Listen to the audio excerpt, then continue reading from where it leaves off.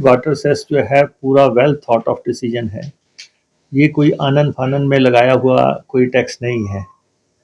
और हमने water cess यहाँ पे लगाया, और पानी जो है प्रदेश का अधिकार है, प्रदेश उस पर टैक्सेशन कर सकता है। और ये कुछ और राज्यों ने कर रखा है, कुछ पड़ोसी राज्यों ने टैक्सेशन कर रखी है, वो हमने भी उसी तर्ज पे यहाँ पे उस टैक्सेशन को हिमाचल प्रदेश में लागू किया। और उसके बाद उत्तराखंड के में एक कोर्ट में चैलेंज हुआ था, सिंगल बेंच का फैसला इसमें आ चुका है, अब डबल बेंच का फैसला भी इसमें आ चुका है। और सबसे बड़ी बात है कि हमारा भी ये अदालत में मसला चल रहा है, हिमाचल प्रदेश हाई कोर्ट में भी ये विचाराधीन है और उस पर भी डिस्कशन चल रही है। जब मामला अदालतों के विचाराधीन है तो केंद्र सरकार बार बार पत्र क्यों लिख रही है?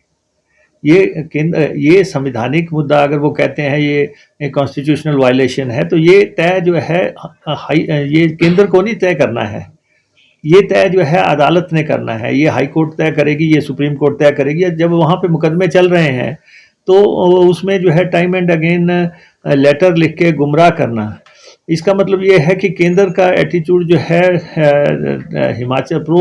हिमाचल नहीं है।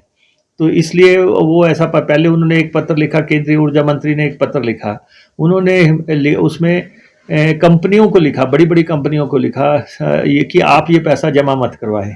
SJVNL को भी कहा और भाखड़ा ब्यास वालों को भी कहा, सबको पत्र लिख के कि आप ये पैसा जमा ना कराएं, आप अदालत में जाएं।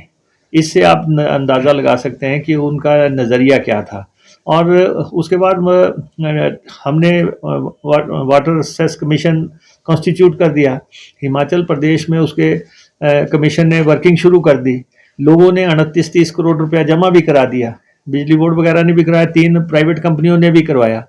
उसके बाद बाकी लोग जो है डायलॉग भी कर रहे हैं, और कुछ लोगों ने कहा जी आप जो है इसमें एक्सटेंशंस दो, एक एक्सटेंशन दी गई, दूसरी एक्सटेंशन दी गई, तीसरी एक्सटेंशन दी गई। हम उनके साथ बातचीत कर रहे हैं, हम व्यवहारिक तौर पे इसको लागू करने का प्रयास कर रहे हैं। इस दौरान सेंटर ने एक और लेटर दाग दिया, फॉरवर्डिंग लेटर लगा के, वही पुरानी चिट्ठी जो है फिर डाल दी कि ये जो है अनकॉन्स्टिट्यूशनल है। तो जब मामला अदालत के विचाराधीन है तो अब केंद्र ऐसा एटीट्यूड क्यों अपना रहा है? और हम बातचीत कर रहे हैं, डायलॉग कर रहे हैं, अदालत में भी हम जो अदालत का फैसला होगा हमें मान्य होगा।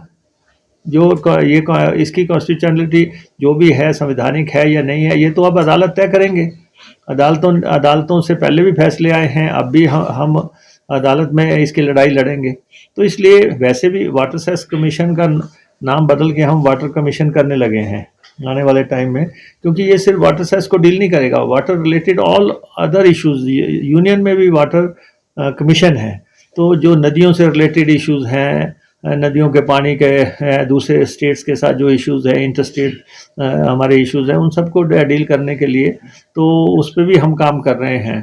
तो इसलिए वाटर सेस पे हमारा नज़रिया बिल्कुल साफ है कि we are not going to stop this.